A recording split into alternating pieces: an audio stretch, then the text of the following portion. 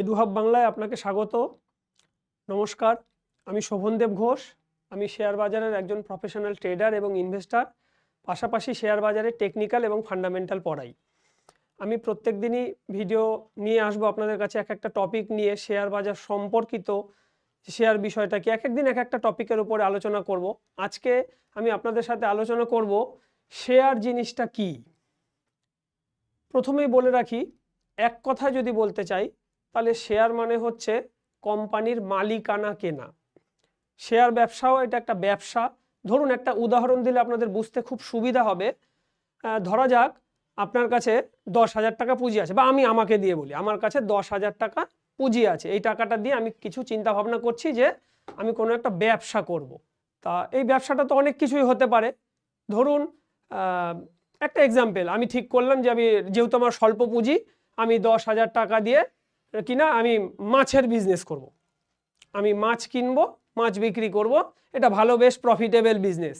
10,000 টাকা পুঁজিতে অন্তত দিনে 1,000, মানে দিনে 10% প্রফিট করা যায়, বা ক্যাপিটালকে যদি গেন ওই হিসাবে বলি তাহলে 10% ক্যাপিটাল গেন করা যায়। তাহলে আমি এই বিজনেসটা করতে পারি। আবার এছাড়াও অনেক ধরনের বিজনেস হয়, কারণ 10,000 টাকা বড় বিজনেসের কথা আমি বললাম না, যেহেতু পুঁজিটা আমি স্বল্প করে দেখিয়েছি।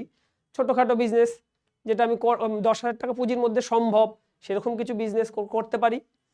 আবার আমি কি বলেছি, শেয়ার কেনার অর্থ হচ্ছে কোম্পানির মালিকানা কেনা, তাই তো?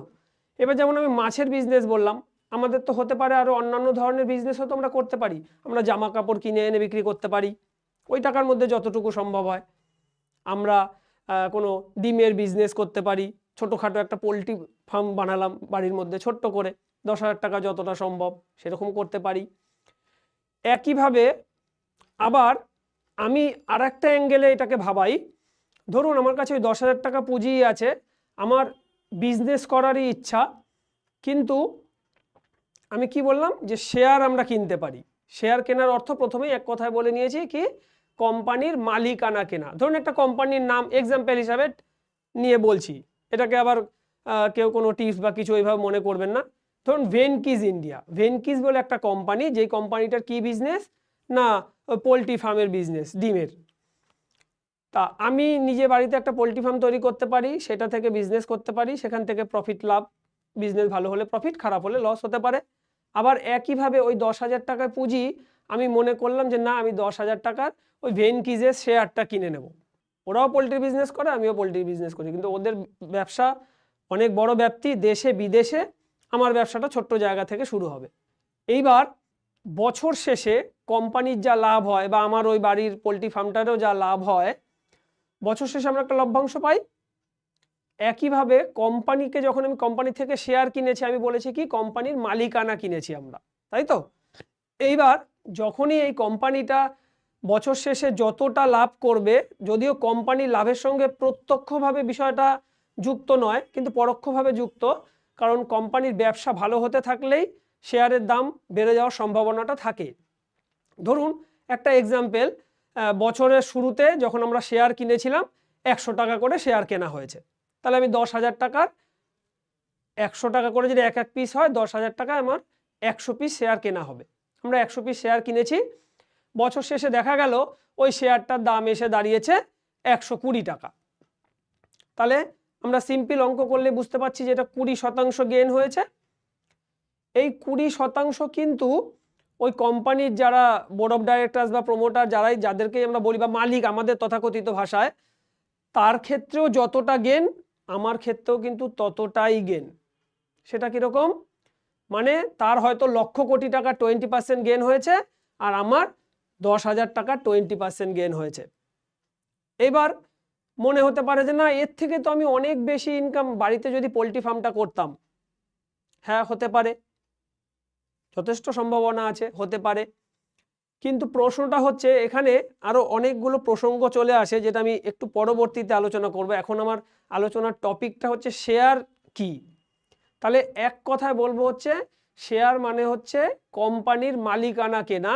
আমার কাছে কিছু পুঁজি আছে, যেই পুঁজিটা দিয়ে আমি নিজে বিজনেস না করে কোনো প্রতিষ্ঠিত বিজনেসম্যানের হাতে সেই পুঁজিটা তুলে দিচ্ছি, তাকে বলছি তুমি আমার টাকাটা দিয়ে বিজনেস করো, বছর শেষে যা লাভ বা ক্ষতি যা হবে আমার মানে মূলধনের অনুপাতে সেই পার্সেন্টেজ আমি নেব, সেটা লাভ হলেও আমি নেব, ক্ষতি হলেও কিন্তু আমাকে সেটা নিতে হবে, কারণ আমি কোনো ডিপোজিট করিনি, পোস্ট অফিস বা ব্যাংকে গিয়ে সেভিংস করিনি, যে বা আমার কোনো সার্টিফিকেট ইস্যু হয়েছে যে সার্টিফিকেটে মেনশন করা রয়েছে যে তুমি বছর শেষে এত টাকা পাবে।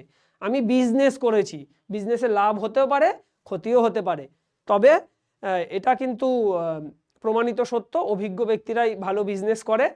ফলে এখানে আরও কতগুলো ভাববার প্রসঙ্গ আছে, যে স্বাভাবিকভাবে 10,000 টাকা দিয়ে হয়তো পোলট্রি ফার্মটা করে আমরা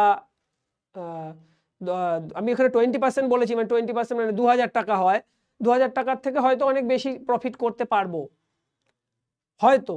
আবার এটাও যথেষ্ট সম্ভাবনা আছে, যেহেতু আমরা নতুন অবস্থা শুরু করতে যাচ্ছি, সেখানে ভুল ভ্রান্তিতে পুঁজিটাও ক্ষতি হয়ে যেতে পারে, তাই না? তাহলে এগুলোকে আমি শেয়ারের মানে একরকম মানে ঘুরিয়ে শেয়ারের সুবিধার দিকে চলে যাচ্ছিলাম, আমি সুবিধাটাকে আরো বিস্তারিতভাবে আলোচনা করব। তাহলে আবারও যদি পূর্ব জায়গায় ফিরে যাই, শেয়ার জিনিসটা কি, তাহলে আবারও এক কথায় বলবো, শেয়ার কেনার অর্থ হচ্ছে কোম্পানির মালিকানা কেনা। কোম্পানির লাভ হলে আমার লাভ হবে, কোম্পানির ক্ষতি হলে, যদিও এটা পরোক্ষভাবে বলতে হচ্ছে, কারণ কোম্পানির লাভ হলে সাধারণত শেয়ারের দামটা বাড়তে থাকে, ক্ষতি হলে শেয়ারের দামটা কমতে থাকে। যেখানে কোম্পানিরও লাভ হতে পারে, মানে কোম্পানির লাভ হলে আমার লাভ হবে, কোম্পানির ক্ষতি হলে আমারও ক্ষতি হবে। আবারও একই কথা রিপিট করব, শুধু মাথায় এইটুকুই রাখতে হবে, শেয়ার কেনার অর্থ হচ্ছে কোম্পানির মালিকানা কেনা, ব্যাস, আর কিচ্ছু না।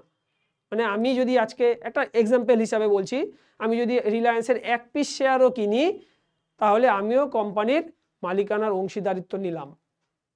বছর শেষে মুকেশ আম্বানিও যত % শেয়ারের গেন হবে, আমারও ততটাই হবে, শুধু ওনার যেহেতু পুঁজিটা বেশি, সেই অ্যামাউন্টটা ওনার বড় হবে, আমার অ্যামাউন্টটা কম হবে, কিন্তু পার্সেন্টেজটা দুজনের সেমই হবে, সেটা লাভ হোক বা ক্ষতি হোক।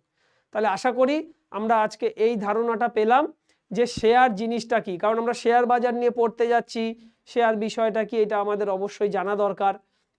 তাই আজকে আমরা প্রথম জানলাম যে শেয়ার জিনিসটা কি। আশা করি আমি বোঝাতে পেরেছি।